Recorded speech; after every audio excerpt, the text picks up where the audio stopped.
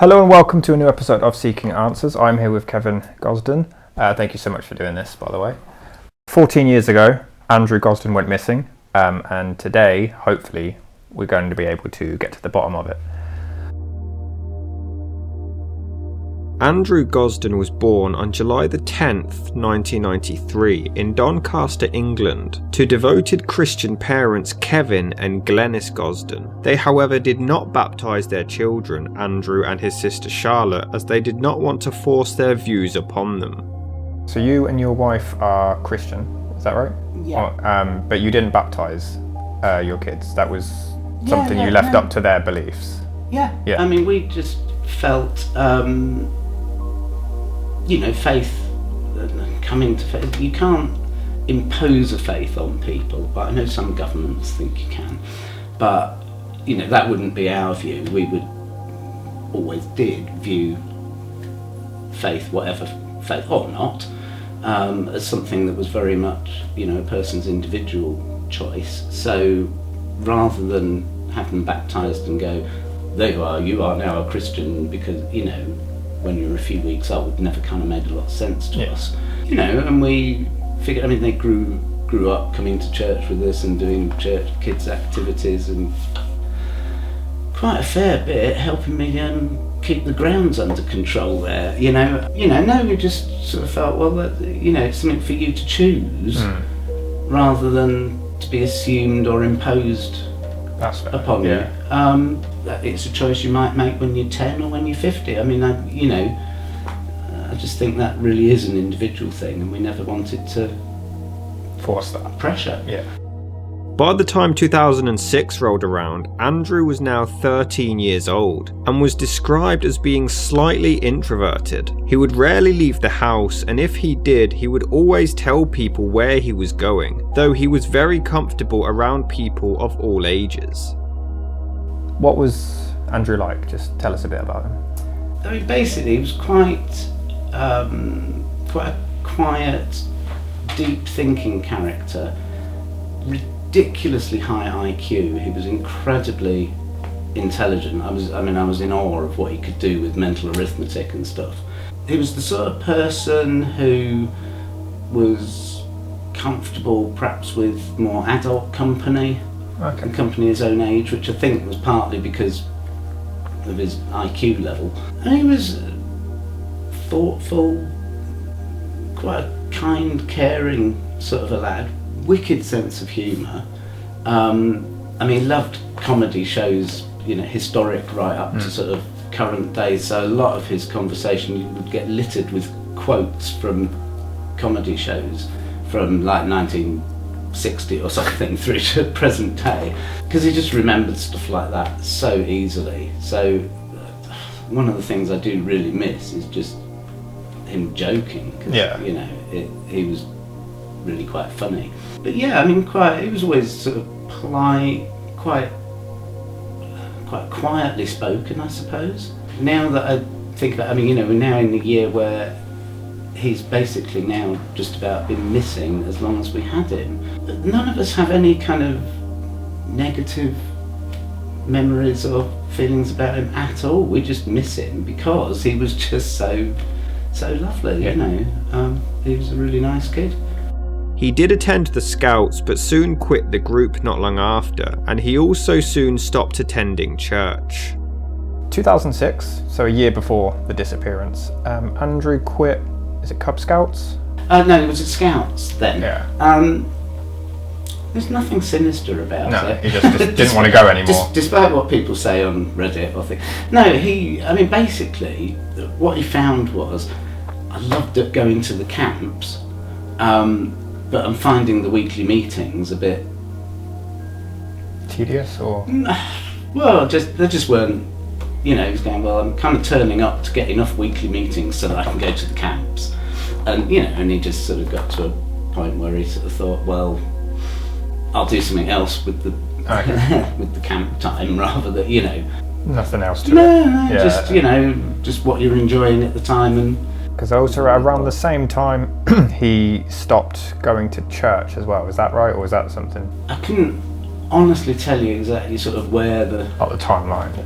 times coincided. But as I said before, you know, we never pressured them into coming. I mean, we took them when they were little because somebody had to be looking after them. Yeah. But you know, Charlotte did the same. You know, she got to whatever age it was and just felt, well, no, I'm not going to go to church. And we just went, you're old enough, that's fine, you choose.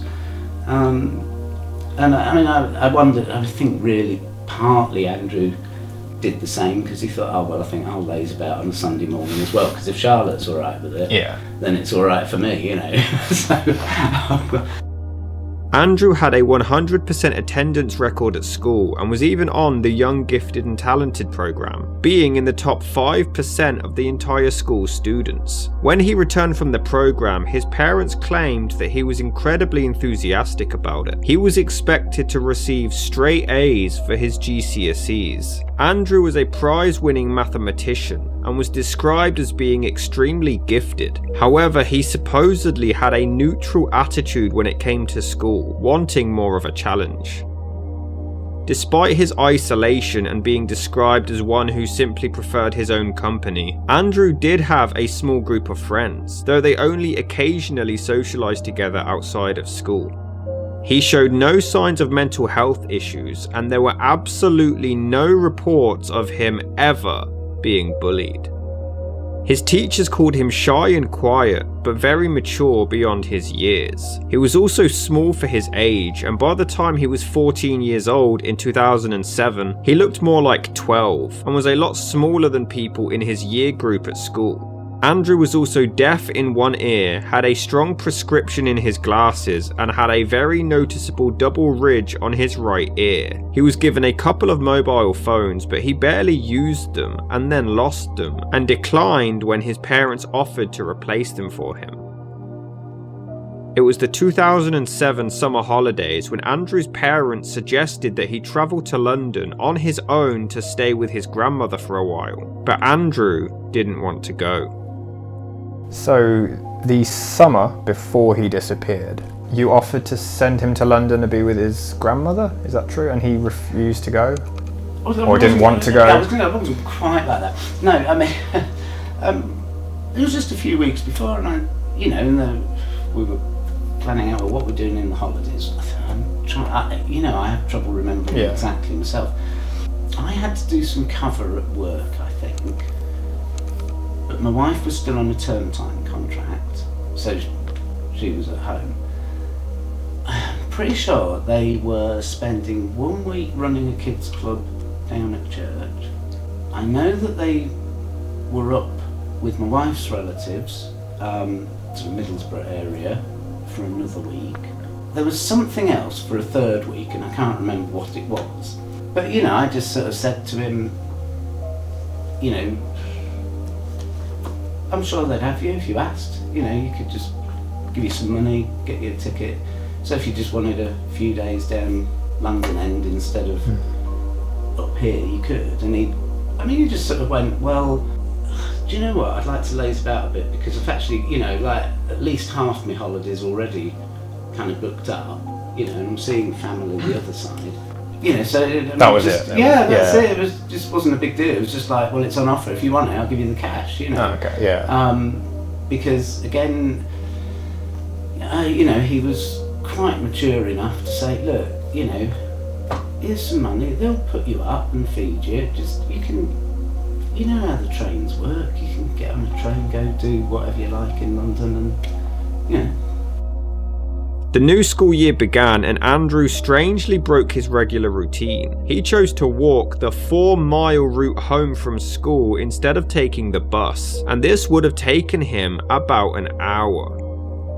So Andrew started to walk home from school rather than taking the bus? I only did it once. I did it once? Yeah. Okay. It was just one evening in the week before. And it was a really nice day. And he just... just fancied a walk. Yeah, that's literally it. I mean, he just sort of got in and went, it was just a nice afternoon. I just thought, fancy a walk. Oh, okay. I mean, people have tried to attach all sorts of significance it does seem like to they're it. stretching But everything. I mean, certainly at the time, it just didn't seem that odd.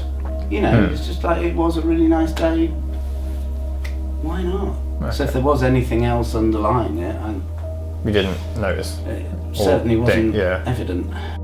On September the 13th, 2007, it was a regular day with nothing out of the ordinary taking place. The family all ate dinner together, washed the dishes, and Andrew then spent an hour making a jigsaw puzzle with his father before watching television with his mother. Little did they know the horror that was about to unfold. Did anything happen the night, like anything out of the ordinary happen the night before? Did Andrew act differently, or? This is just the weird thing. I mean, at no point leading up to his disappearance was anybody remotely aware that he might be bothered about anything, thinking about anything. You know, it was the night before. Didn't he do a jigsaw puzzle the night before? Well, yeah, that's it. I mean, we're the sort of family, we always kind of ate and did the dishes together, and that was like our talking time. I mean, I remember when we got the kitchen done, saying to the kids, well, you know, should we see if we can find space to get a dishwasher in here as well? And actually, they said, no, we like helping do the dishes, because that's when we talk, isn't it, over meals and whatever. I remember standing in the kitchen through there, and, you know, we were lined up, Charlotte, Andrew and me, with tea towels in our hands while Glennis was doing the dishes. And he was stood next to me, and I just sort of went, oh, I love you, mate. And being 14, he went, yeah, Dad. you know, but that doesn't seem abnormal. No, that's just normal teenager. So after that, yeah, we chilled out and did a jigsaw together. Then I forget which comedy. There were a couple of comedies that he was following on BBC Two, slightly alternative. So he watched those, and then he's like, oh, I'm shattered. I'm going up to bed now. And that was it. Yeah. I mean, it was just not an evening that was remotely out of the ordinary at all. The next morning, on this day 14 years ago, September the 14th, 2007, just 8 days into the new school year, Andrew had trouble waking up on time and seemed somewhat irritable. This was unlike him, as he usually woke up on time and had no trouble getting off to school. What about the morning after? Same thing, again, you do see on the internet this thing, like, you know, he was in a funny mood when he woke up. But all it looked like to any of us was that he overslept a few minutes, like 20 minutes or something, and then was just rushing around to get ready and get out to school. And just a little bit, oh, goodness sake, forgot, you know, just didn't hear my alarm or whatever, and was, you know, so it just looked like, you know, I've just overslept a little. So I've got to rush a bit getting ready, and that was it. Just a normal bye son.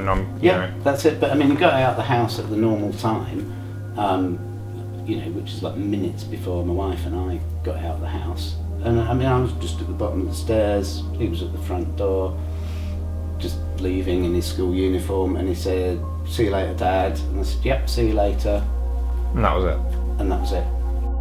At 8:05 a.m, Andrew left his home and was seen walking across the local park to his normal bus stop. However, he then diverted his usual routine and went to a cash machine at a nearby garage instead, withdrawing £200 from his account. The total was actually £214, but this cash machine could only give out £20 notes at the time, so Andrew left £14 behind.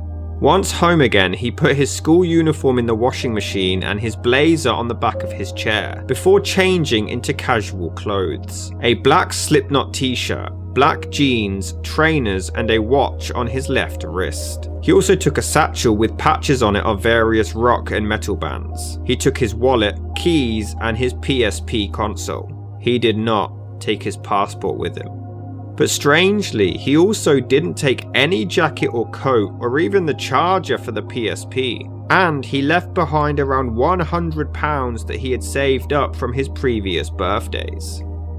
Some things that he did on the morning don't make a lot of sense. So he returned his clothes, he put his trousers in the wash, or was it all of his uniform? He hung his blazer and tie on his chair upstairs, put his trousers and shirt in the washer, ready to go, which was his, that was a normal routine. He took his house key. Yes. Did he take his? Yeah. So obviously I'm an outsider, but like taking your house key and then putting your uniform in the wash, it seems like he did plan on coming back. Do you know, I've puzzled over it for so long now that I don't... When we first figured out that something was wrong, we started off doing all the immediately obvious things, like, is he round with his mate on the pool table, snooker table? Yeah. You know, and he's just lost track of time. But then you get on to, well, let's check he's not had an accident and he's lying in hospital and, you know, nobody's managed to find a phone number for us, so you do that sort of checking as well. It happens that my wife and I, through church, had some friends who worked and taught at the kids' school, so we thought, well, let's just ring them and see if, you know, they've got some contacts somewhere they can ring, you know, actually had Andrew for lessons or something. And that's how we found out they'd never actually arrived at school. It's at that point where you start thinking it's time to ring the police. Andrew left the house once again at around 8:30 a.m. and was spotted on a neighbour's CCTV heading down Littlemore Lane in the direction of the railway station. Once there, he bought a one-way ticket to London for £31.40. The ticket seller pointed out to Andrew that he could get a return ticket and it would only cost 50 pence extra, but he insisted on a one-way trip. At 9:35, Andrew was seen boarding the train to King's Cross Station on his own. One witness sat next to him and stated that he was quiet and busy being engrossed in his video game. Once he failed to attend school, they attempted to call his parents and left them a message. However, they had read the wrong number and left the message for the wrong parents. So we spoke about this a little before we started recording. The school called the wrong number when informing you that he wasn't at school. Yeah. But if they did get the right number, you don't think it would have made much difference? Well, I don't think so, because I mean, we'd have been as baffled at, like, you know, 9:30 a.m. as we were at 9:30 p.m. really. I mean, I guess if it had come through to us, we probably would have done exactly the same things that we did, Just hours earlier. but just a few hours earlier. I mean, frankly, by the time I turned around, cancelled some things, got back home, started thinking, right, okay, let's see, has anybody seen him on the way to school? I'll try this, try that. I mean, he'd have been in King's Cross by then. Yeah. By the time I'd just got through those, the local little obvious things that you would immediately start thinking about. At 11:20, Andrew arrived at King's Cross Station and left through the main entrance at 11:25. And he was never seen again.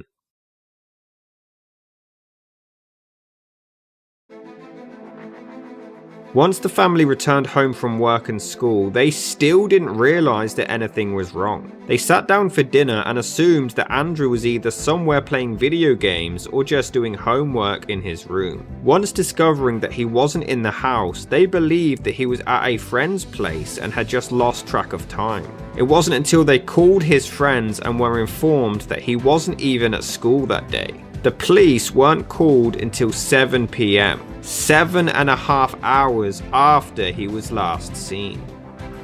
I remember, in the dark, Charlotte and I went out with torches, again following the school route and whatever, just in case he'd had an accident or been mugged or stabbed to death or something horrendous. And it took sort of over the weekend to know for sure that he'd gone down to London. I mean, our initial thoughts were, if he's gone off somewhere to do something he fancies, first choice probably London, because he's always loved it, and he'd sort of said, well, I'd quite like to live and work in London area ultimately. Second choice was Whitby, because he loved that and the slightly gothy scene and so on up there. To be honest, I guess over the weekend we thought he will have taken it into his head to go do something or see something that happens to be on a Friday, and he knows we're not going to say, oh yeah, just have the day off school. Yeah. And we, quite honestly, would have fully expected him to turn up at my mum and dad's, either one of his aunts, at his uncle's house, at some of my friends' houses. He could easily have navigated his way to there, thinking, and I get this for 14, just thinking, they are going to be cross, at least for a time. But if I stay at a distance, they can't kill me now. Yeah. We'll figure it out. He was quite a quiet but determined character. So he was the sort of, like, if he decided to do something, whether anybody else agreed with him or not, or thought it was a good idea or not, if they disagreed with him, he'd just go, oh well. But he would just quietly Go and do it anyway. go and do it anyway. Yeah, and he'd persevere at doing it until he'd done it. And he just knows there's like at least half a dozen perfectly safe places where he could just turn up, knock on the door and go, I've been an idiot, shelter me from my parents for the next couple of days. Yeah. Right. Until they calm down. Right. You know, just let them come down. Yeah. You know. His family searched the entire route to his school that day, but no evidence was found. The search continued throughout the weekend, but nothing came up. The fact that he had travelled to London wasn't discovered until 3 days later. However, this fact didn't even surprise his father Kevin, who claimed that his son knew several people in London, and he could have easily stayed with any of them. You didn't actually find out that he went to London until days later, is that right? Well, what happened was, because it was a Friday that he went to London, you know, obviously you've not got your new normal commuter traffic Saturday, Sunday, and the ticket office staff obviously change days that they do. It happened that the lady that sold him the ticket on the Friday was off over the weekend.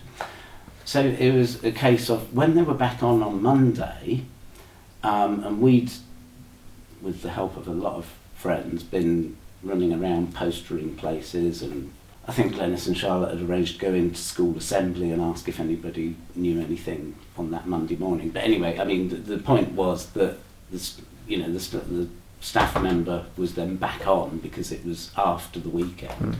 So she was able to go, yes, I remember selling him the ticket, this is how he was dressed, da da da. Which, by the way, is another thing that comes up an awful lot, is the one-way ticket. I was about to ask about that, yeah. I mean, our first gut instinct was that he's probably gone to do something, thinking, well, I'll just end up at Grandma's or at Uncle Mike's or something. Yeah, I think I read a statement from you saying that him getting one way, he would just figure out his return journey another day. Yeah, and that exactly, was, you know, and it was quite within his capacity to think, you know, well, you know, I know Mum and Dad can afford another rail ticket, shouldn't he? You know, yeah, that's true, yeah.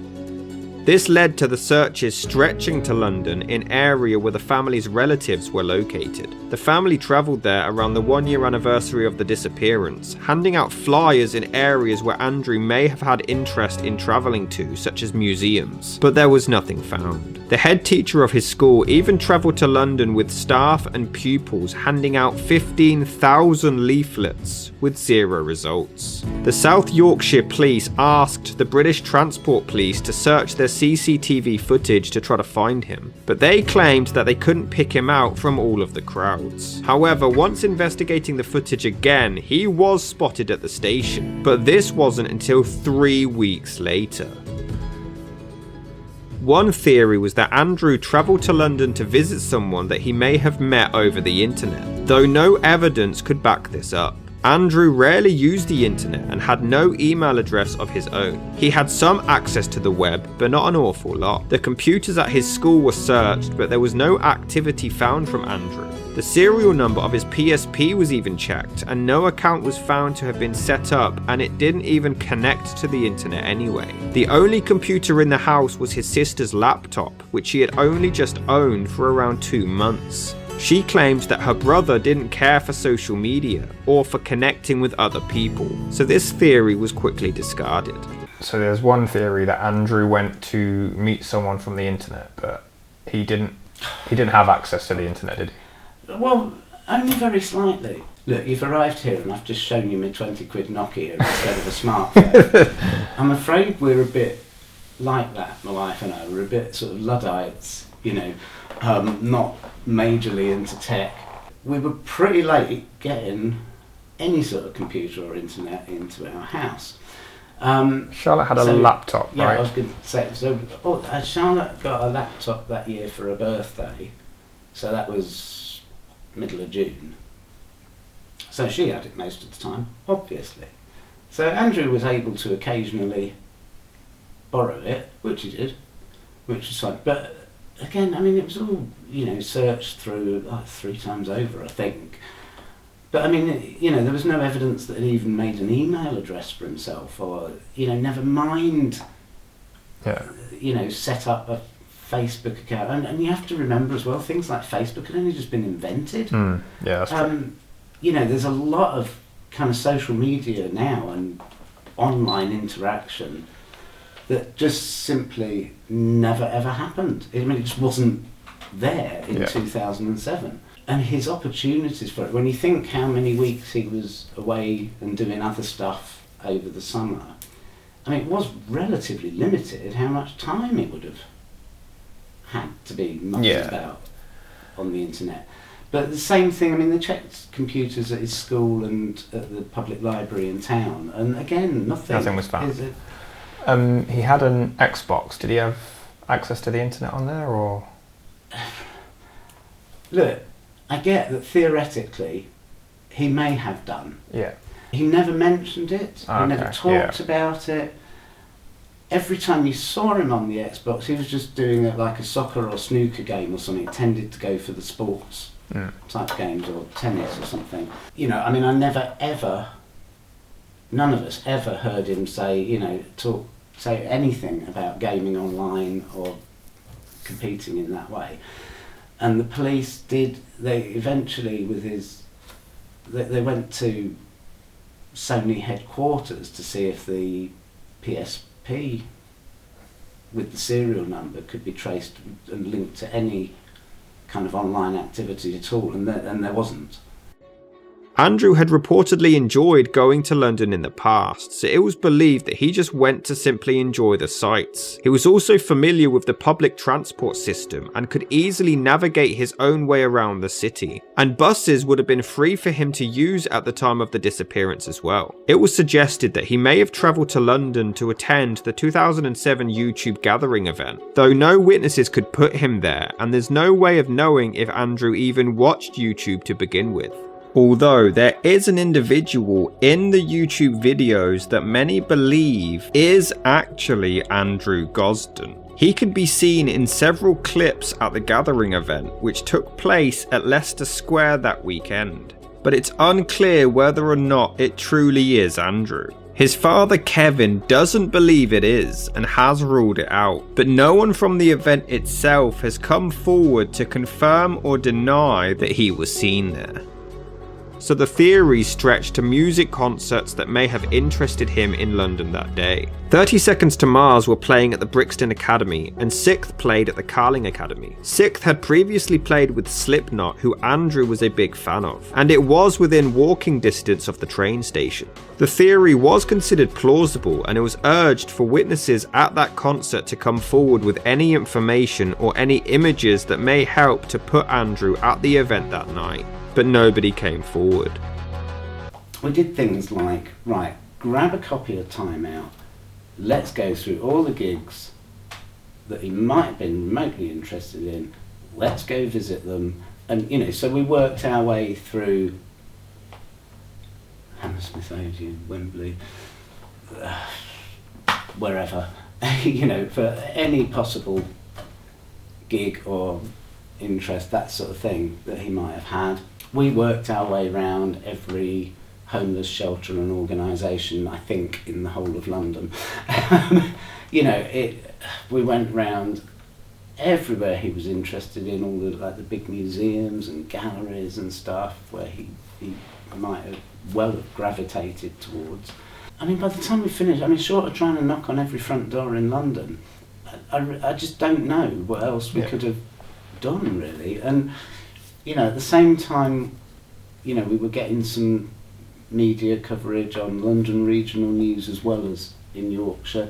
So, you know, there was quite a lot of awareness. We were getting posters, thousands of the things all around the place. You know, and that's pretty much how we approached it. So, you know, let's work through what do we think is the most likely thing.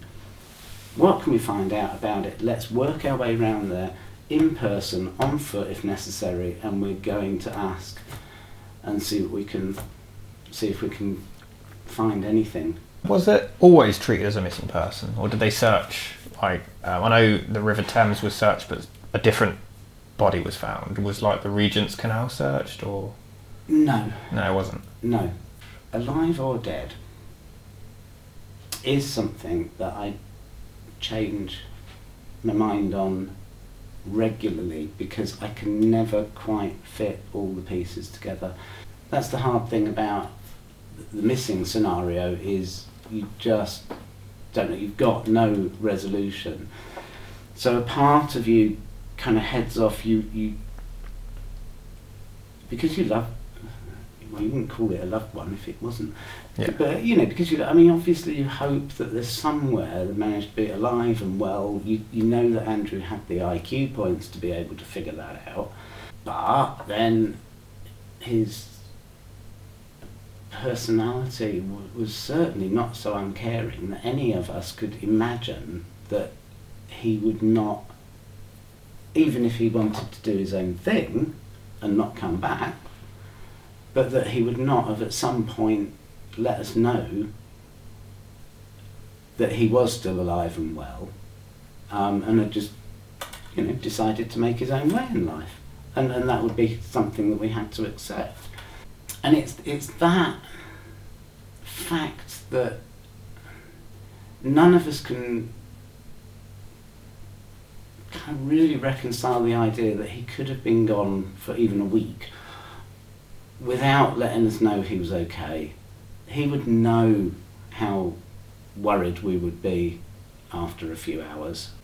Nothing like that has ever cropped up that makes you think, well, what if he took his own life? There were no signs that he was struggling with anything, but what if?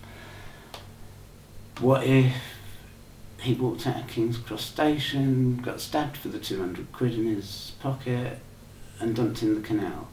What if?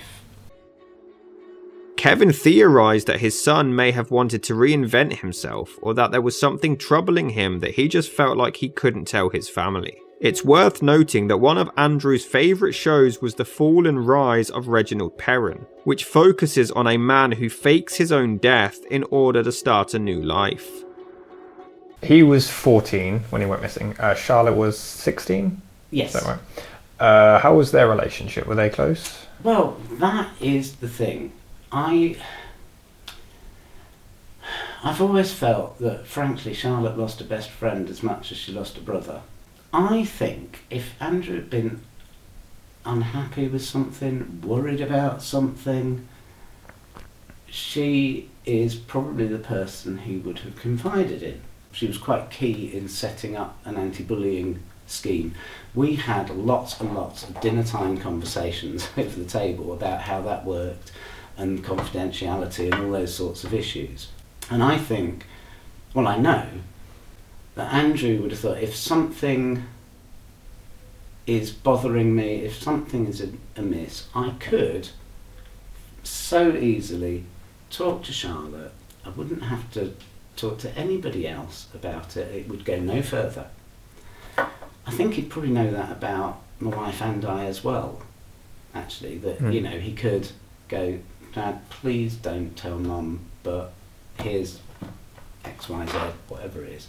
I mean, he never said anything like that to any of us. You know, he just didn't fall into the difficult, troubled, deprived, neglected, abused, or anything kind of category. There just wasn't, isn't, has never been any obvious reason, home, school, church, mates, nothing that has ever given us,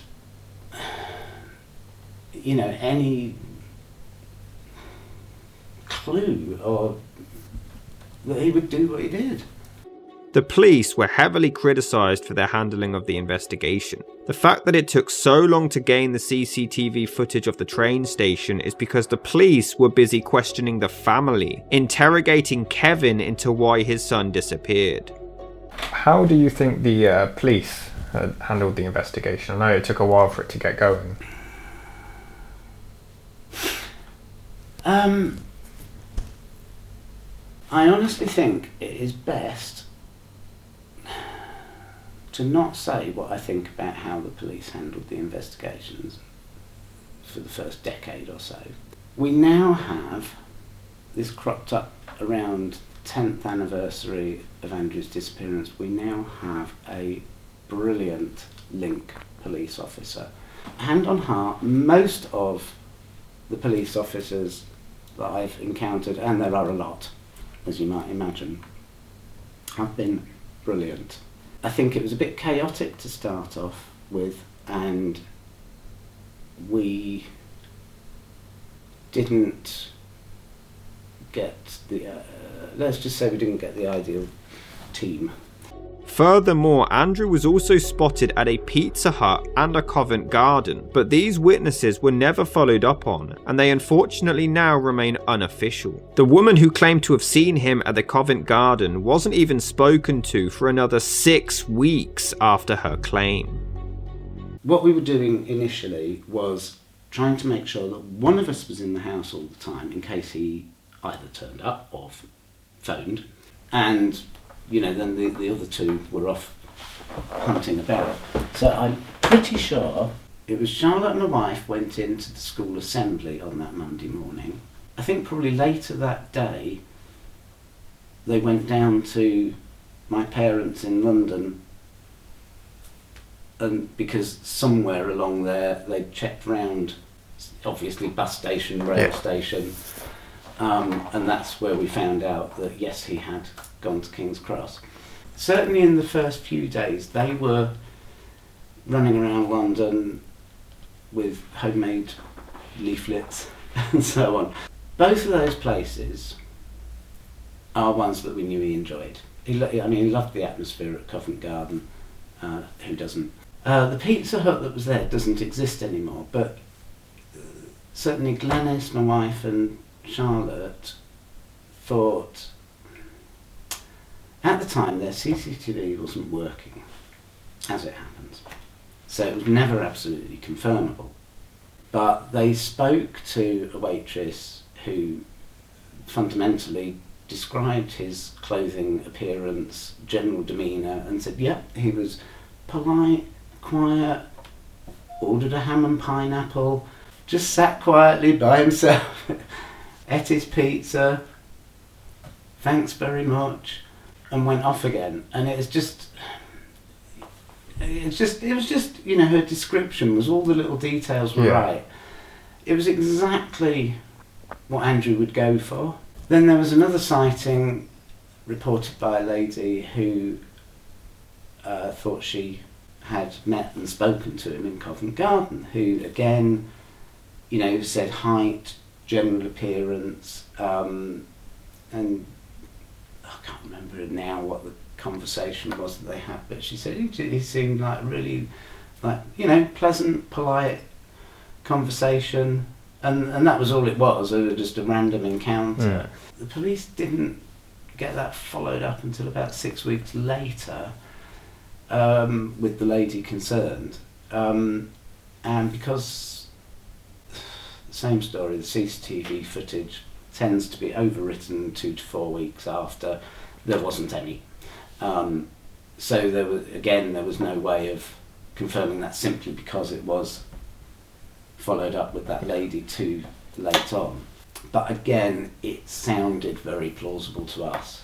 Do you know roughly the times when those sightings took place, or because he was at King's Cross at 11:25? That's just detail I've forgotten exactly, to be honest, after so many That's years true. now. Yeah, that's fine. I expect Pizza Hut was like around about lunchtime, Yeah. that's not difficult. King's Cross to Oxford Street. There were hundreds of possible sightings of Andrew Gosden, from London all the way to Brighton, some even claiming that he actually spoke to them. His family believed that the Pizza Hut sighting was the most credible, as it was only 2.6 miles from the train station and seemed to perfectly match Andrew's description that day. More sightings put him in Covent Garden on the day he arrived in London, and another sleeping in a park in Southwark the day after. So I'm guessing absolutely no relatives, no family friends have seen him over the years. Oh goodness, no. I guess one of the things we've discovered through the power of the internet is that it's relatively easy to find somebody who looks a bit like Andrew may look now. Have there been false leads where someone thought it was Andrew and then it wasn't? Plenty. Yeah, there's quite a number of those. And one of the tricky things that sometimes crops up, which is a bit of fallout you don't really want for people, is that the same person on, say, Twitter, Facebook, a game site, something, will unfortunately have members of the public contacting them because they do bear some resemblance. There were reports of someone matching his description exiting a local train from Waterloo to Mortlake Station on September the 19th, 5 days after he disappeared. It was reported that he may have bought some warmer clothes. Other sightings put him in Streatham, Birkenhead, Plymouth, and even South Wales.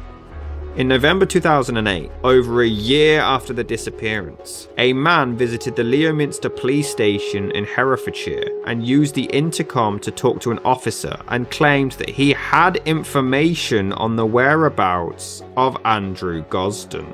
However, it was during the evening, so the intercom was in use at the time. By the time an officer came to actually collect the details, the man had vanished. The police urged for the mystery man to get back in touch, but it was considered to have been a legitimate attempt. This station was in a business park, and it would have taken a lot of effort to have reached, ruling out the possibility of it just being a prank. Not long after, someone claiming to have been the same man from the station wrote an anonymous letter to the BBC, listing a possible sighting of Andrew in Shrewsbury in November 2008. This sighting was never confirmed, nor was the question of this letter being from the same man at the station or not. Do you think this was the same man, and do you think this was a genuine report, or is it just another big question mark? It is another big question mark, because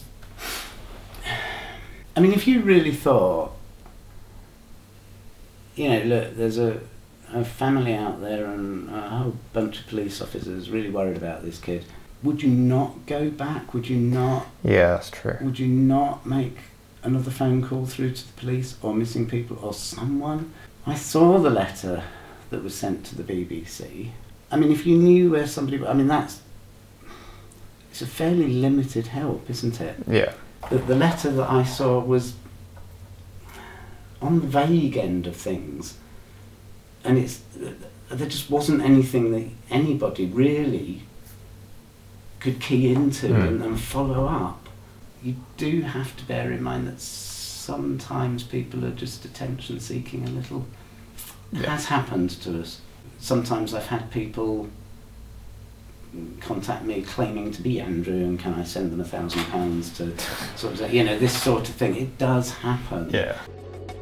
In 2009, 2 years since the disappearance, age-progressed images were released as Andrew would now be 16 years old. 2 years after he was last seen, and he was supposedly spotted outside the Natural History Museum and outside a pub in Southend. But these claims weren't followed up on by the police. Well, Kevin theorised that his son may have been struggling with his sexuality and asked for help from the gay community. His family admitted that they are incredibly open and did wonder if he was homosexual, but that they would have had no problem with it whatsoever and would have loved him regardless. Though Andrew may have been afraid that he would be judged, especially with his parents' religious upbringing.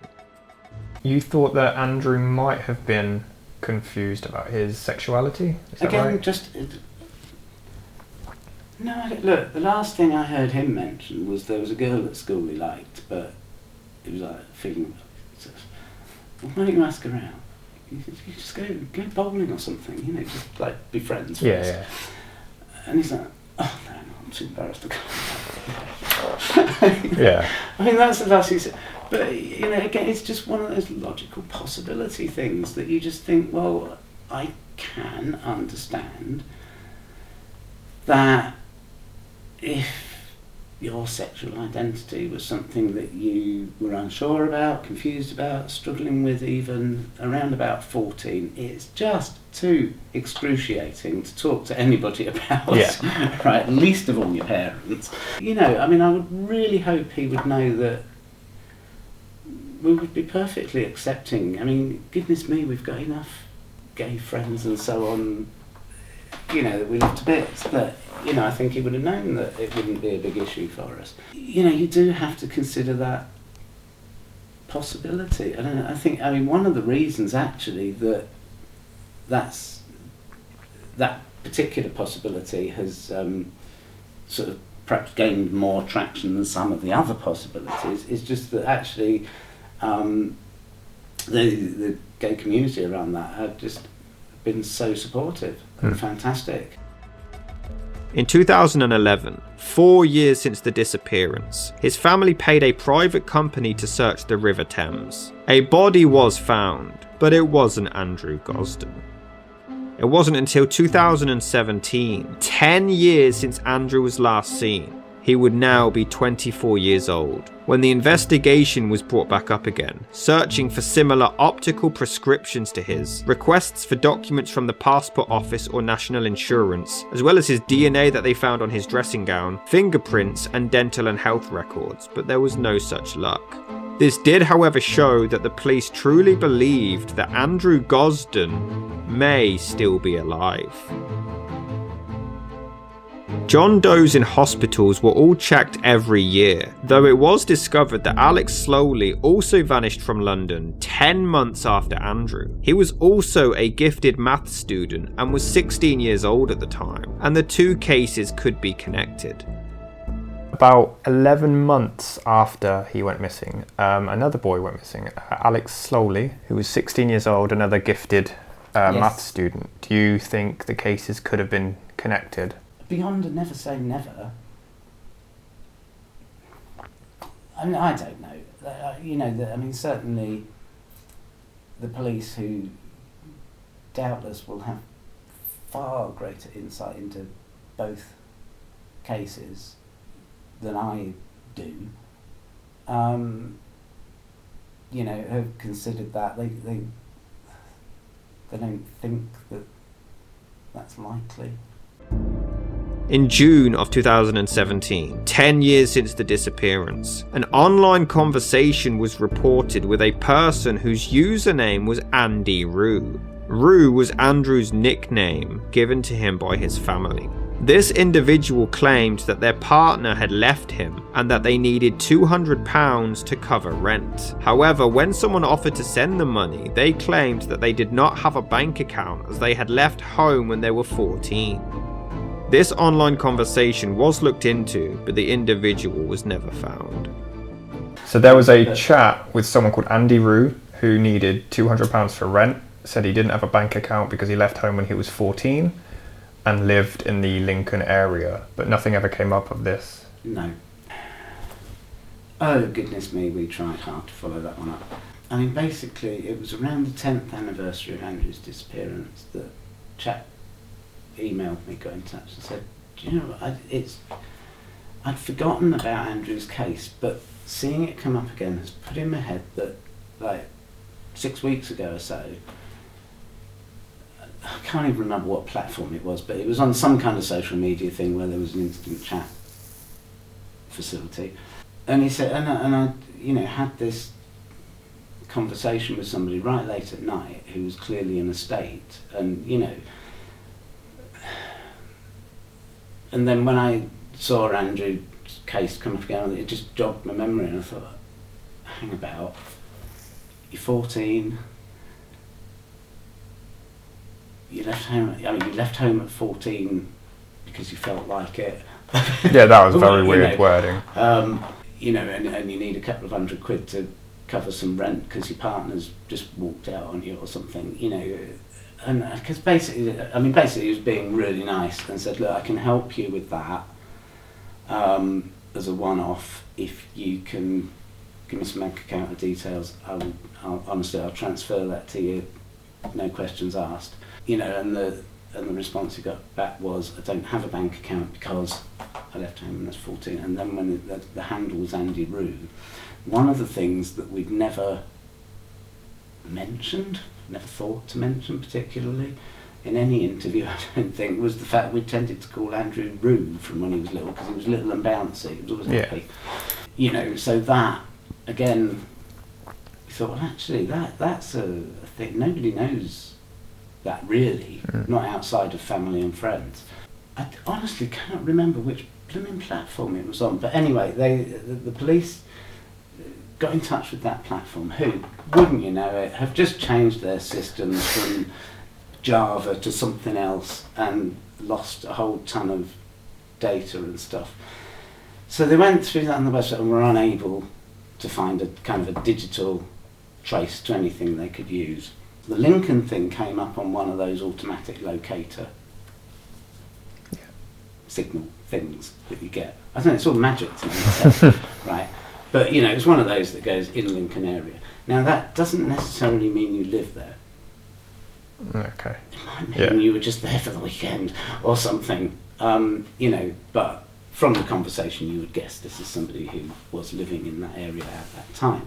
The chap who came to us with this, basically my wife and I met up with him and kind of went, look, tell us the whole story from scratch, da, da, da. And it was the most plausible possibility we felt we'd heard in the best part of 10 years. Yeah. And, you know, and I sort of remember at the end of this meal and discussion, we sort of sat there and went, if we don't try this, we'll always wonder what if, won't we? This is one that we really, there's enough there to sound plausible that we need to do our best to figure out. But, you know, I mean, we spent some weekends, him, me and Glenys, basically scouting out around Lincoln, various from corner shops to the town centre, you know, just sort of like scurrying around anything that we thought was logical and a clue. Didn't come up with anything there. That's right, he mentioned in this chat that he worked in a shop. So we figured, well, if you've not got a bank account, national insurance, whatever, it's probably a small shop. So we were visiting them morning, noon, night, various times, just to see.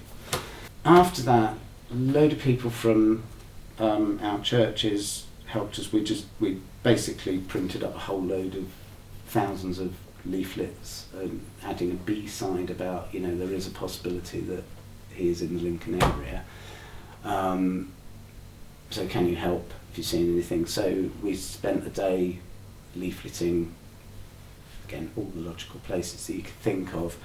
And we spent a long time around that as well between us,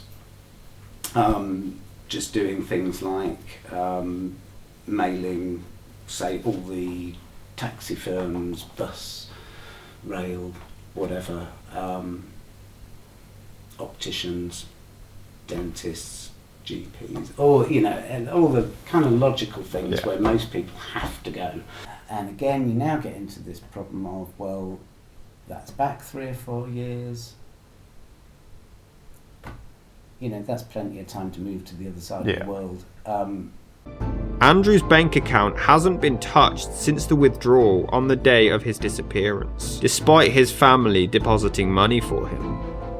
You deposited money into his bank account in case he needed it, was that right? You didn't? You didn't? No, we did. Oh, you did? Right. When he went missing, I mean, obviously he emptied his bank account, £100. I mean, obviously you think, if he's in trouble, we know he took his wallet and key, because they're not here. So, we know he's got his cash card, so if he found himself completely stuffed or in bother and needed some money, we'll put some into the account. We discussed that with the police, and, you know, because I'm there going, well, I don't know, what do you think I should put in, 1,000 or something? And they're going like, well, actually, just stick £100 in it. Yeah, it's enough for a ticket, and a meal, or an overnight somewhere, but not enough to let him take off to France. France or something, Yeah. which kind of made sense. So that's what we did, is we transferred that, got 100 quid in there in case of emergency type thing. The bank account was and is flagged, so if it was ever accessed, it would immediately have flagged up and the police would have been contacted. It never was, and obviously long before now his card would have expired in any event. He would know that and would have no cause to even try to access it. So there's a Santander account with 100 and something quid in it that they'll probably end up keeping. In 2019, another age progression image was released, but to this day, Andrew's parents have barely changed the layout of his room at all. Andrew took his key with him, so until recently, due to local burglaries, the family hadn't changed their locks, in hopes that he would one day return to them. But his whereabouts and well-being remains a mystery. So this is Andrew's room. So this has been changed, like how much over the years? Well, all the shelving and furniture and stuff is pretty much the same, apart from the clutter we put on top of it.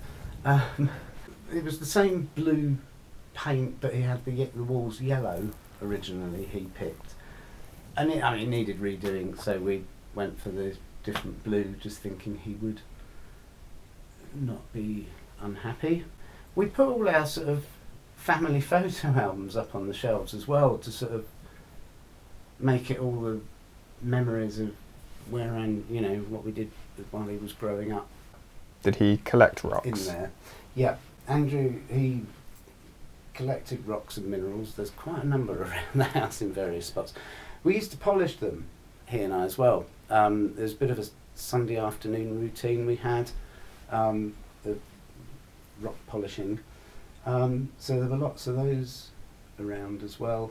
And then on the wall there, that's a portrait done by a professional artist called Tim Gatenby. That was 2 or 3 years ago he did that as part of an exhibition that Missing People organised that was called Unmissable, cleverly. And they kindly gave us a print, and my dad framed it for us, and it seemed like the obvious place to hang it. Andrew had, like, all over that wall was covered with, like, Manson, Muse, Slipknot, whatever, Dragon Force, I think, posters and stuff were blue tacked all around the place. But he was the tidy one, so it tended to be fairly tidy in here. He also, we had he had a snooker, little small, undersized, I can't remember, half size, quarter size, whatever, snooker table in the middle of the room. So you'd quite often be downstairs and hear him clicking balls around. I don't know how he actually managed to get any cue action in a space this small, but he was way better at it than me. Were those his books as well? Most were his books. I mean, that's one of the things that we've probably passed on, given away by and large. So there's things up there like all his school certificates and reports and goodness knows what over the years. There's even some of his exercise books and stuff like that, just so you can remember what his handwriting looked like and that sort of thing.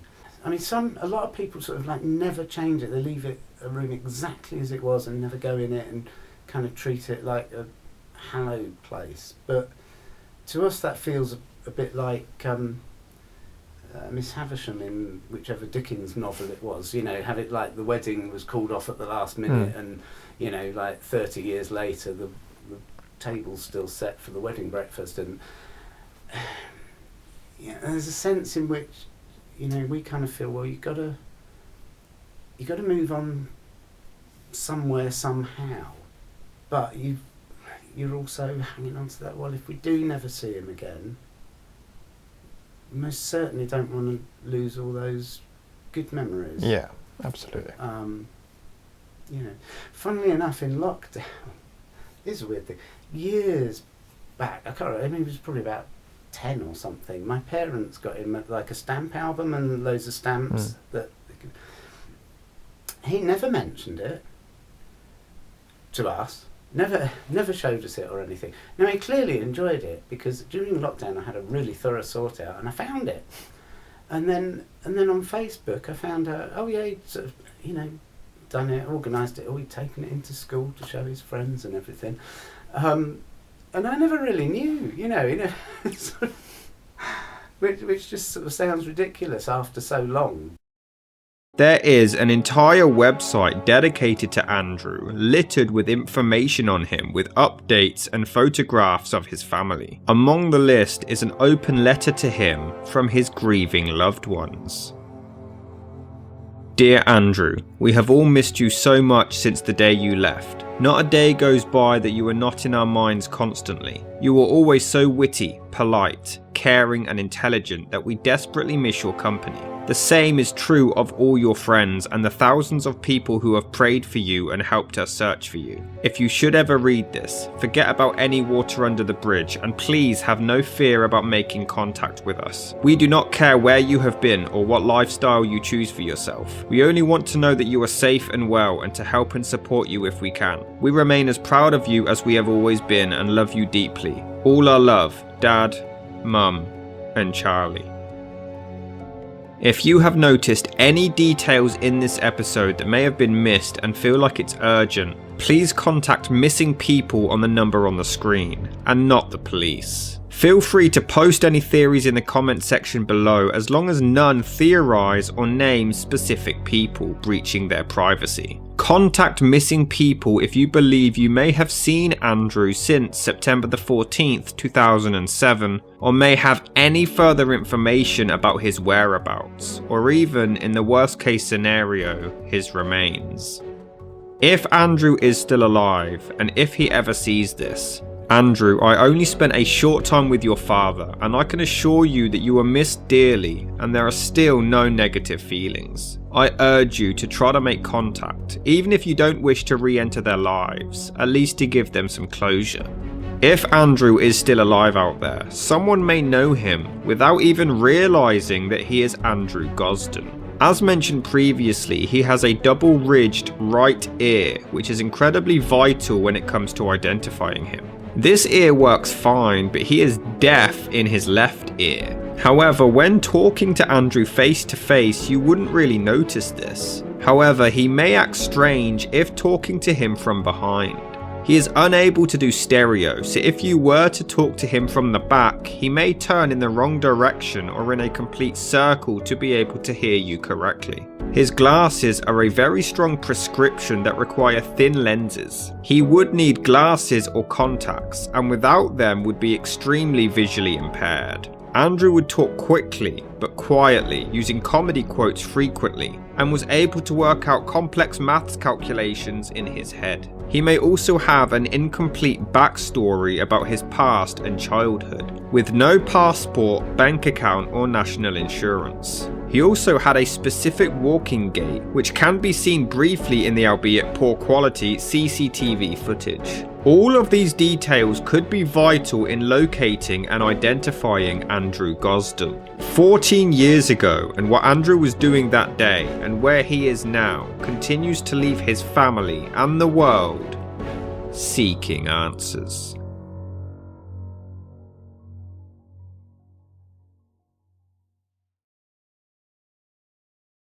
Really, so crucially, the helpline number for missing people is dead easy to remember. It's 116 000. For goodness sake, if you've got kids, get it in their phone, have the conversation. But I think lots of people go through times when they just think, do you know what, I'm fed up with this, or the grass might be greener on the other side, and they think about disappearing off. They are a brilliant organisation. You can ring them up, obviously text them, email them, whatever.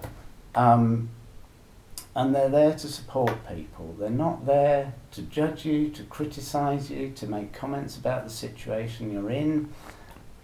They are there to help you not do something that is potentially incredibly risky to you. As I say, I still don't know. Andrew could have walked out of King's Cross Station, been stabbed to death and dumped in the canal. It's a possibility.